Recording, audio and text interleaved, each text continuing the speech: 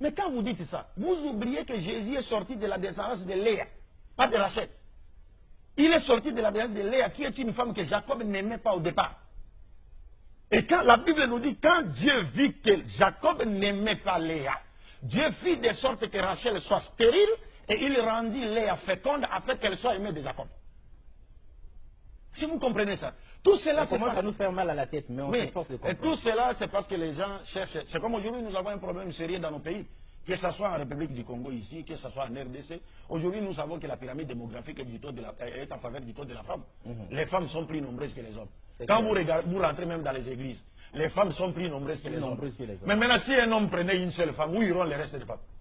Elles vont traîner dans les rues. Mais c'est ça. C'est-à-dire, on est en train... Ces gens-là sont en train de fabriquer, n'est-ce pas, des prostituées dans le pays. C'est clair. Parce que l'islam nous dit... Sur ce point-là, on est d'accord avec. Oui, je termine avec ce point. L'islam nous dit, toute société qui bannit la polygamie au détriment de la monogamie n'est pas la polygamie n'est pas une obligation. C'est une seconde forme de mariage, mais ce n'est pas obligatoire. Il y a des gens, des musulmans qui ont une seule femme. Ce n'est pas obligatoire. Mais quand vous bannissez la polygamie au détriment de la monogamie, l'islam nous dit, votre société connaîtra 4 ou 5 conséquences. Première conséquence, il y aura prolifération de la prostitution. C'est clair. C'est clair dans nos sociétés.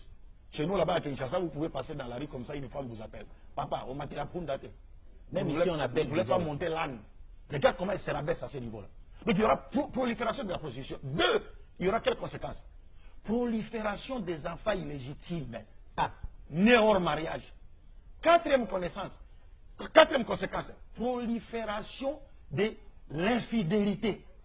Parce qu'un homme qui voudrait épouser une seconde femme, vous le privez de ces droits-là. Mais il va sortir. Il va sortir. Et s'il sort, même la femme qui est restée à la maison, la femme dira, ah, mais lui il sort, il va ailleurs. Il pense que, on appelle ça, elle va faire quoi? Elle va chercher à aller ailleurs.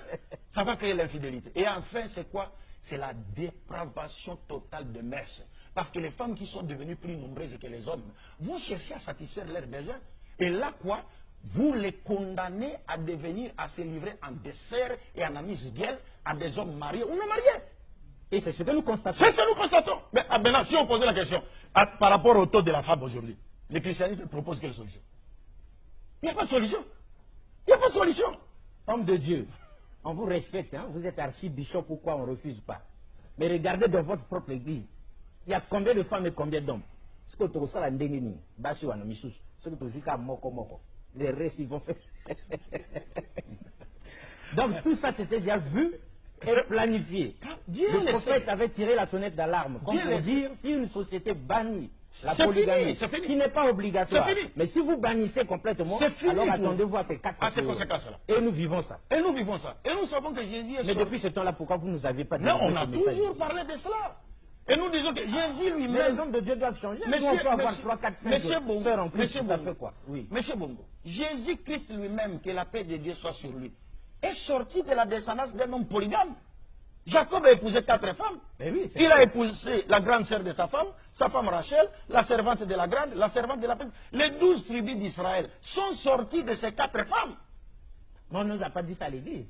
Mais on ne peut pas vous dire cela. On a dit seulement les 12 non, parce que celui qui nous... Mais c'est sorti d'où? Mais celui qui nous impose la monogamie obligatoirement, c'est quoi? Ce sont les autres, les Européens, les autres. Parce qu'aujourd'hui en Europe, si vous prenez une seconde femme, on va vous arrêter. Évidemment. Mais si vous prenez des hommes comme vous, qui portent des barbes comme vous vivez avec dans l'homosexualité, on vous applaudit. Ah là, on vous acclame. Mais quand vous prenez une femme naturelle, non, c'est fini, monsieur. Ah non, vous devez quitter. Est-ce que vous comprenez? C'est cela le problème.